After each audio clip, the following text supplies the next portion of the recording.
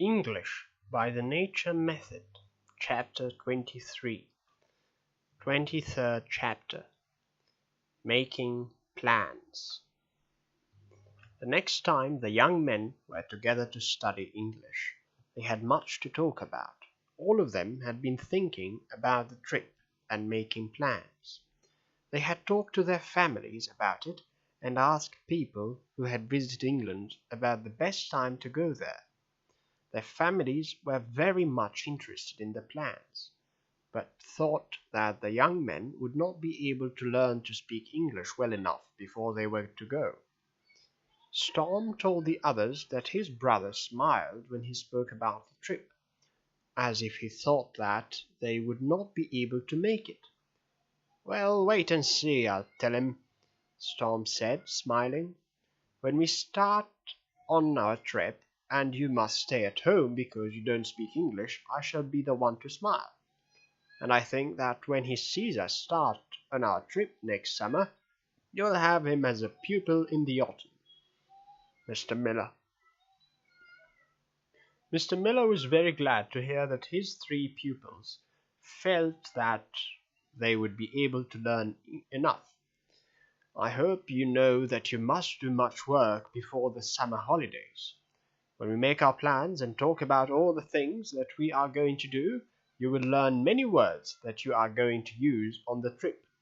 So the more we talk about it, the better you will be able to make yourselves understood on the trip itself," said Mr. Miller. "First, we must decide when we want to go, and you 3 will have to decide how long we are going to stay in England. My holidays are 2 months, and I can stay there the whole summer if I want to, so you must decide that part of it yourselves." "That depends upon how long our holidays are," said Storm. "I have 2 weeks. How much have you?" he asked the others. Brown also had 2 weeks, but Wood said, "I don't know whether I shall have 2 weeks or not, for I have not worked a whole year for my new firm, you know. It all depends upon the manager of the firm. I will ask him whether I can have 2 weeks, which I think he will give me when he hears that we are planning to go to England. I will ask the manager tomorrow whether I can have that or not." "Good," said Mr. Miller. We know that we shall have at least 12 days for the trip, and perhaps 2 weeks. Now we must decide on the time for the trip. As you know, I have been to England at different times of the year, so it is not difficult for me to tell you which of the different holiday months will be best. June is often a lovely month in England, a very beautiful month, but you can never be sure that the weather will be good. July is often a very dry month. It is the month that has the least rain. I was there for 4 weeks in July once and had only half an hour's rain, but then that was less rain than they had had for years in that month. I'm sure that July would be the best month.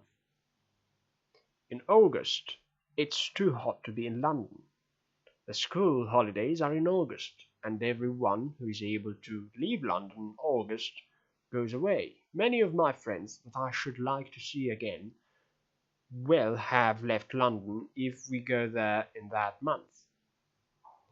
Brown: "I should like to see some English football. Do you think there will be any football in July?" "No, you'll not see any football if you go in July. The football season does not begin until September." "Perhaps you think it would be better to go in September then?" "What is the weather like in September?" "Oh, sometimes it's very good, but you can't be sure. There is often very much rain in September, and the evenings are so short." "Well then, I think that July will be the best month. I don't want to go in September." Brown said with a smile, "Just to see football. I can see English football when the English football players come to our country to play." "Well, have we decided to go in July then?" asked Mr. Miller. "Yes," Wood answered. "We can at least decide upon July as the best month to go in. Then it depends upon whether we can all get our holidays in July. But let us leave that question now. We can talk about that later. It is difficult for our managers to decide now when we are to have our holidays this year. Well, boys, said Miller, before we leave, you have got at least 6 months in which to learn the different words that you will need on the trip. Tonight, I'll talk to you about what to say when you go into a shop to buy something that you need. What do you say when you want to buy a book, Wood? Wood? I think I should say I want to buy a book. Let me look at some. Mr. Miller, yes, you could say that, but you could have put in a word which the English use very much, that is, please. Very often you need only give the name of the thing you want and put the word please after it. That is enough. But don't forget the word please when you want to ask for something. Now, let me hear you buy cinema tickets for us, Brown. 4 tickets for 8 o'clock, please. Right. And will you call the waiter and order our dinner, Storm? Waiter, 4 vegetable soups, please. Yes, that's right. I think you can do that now. It is not very difficult. We will also talk about how to go to London. Part of the trip we shall go by water, and part of the trip we shall go by land.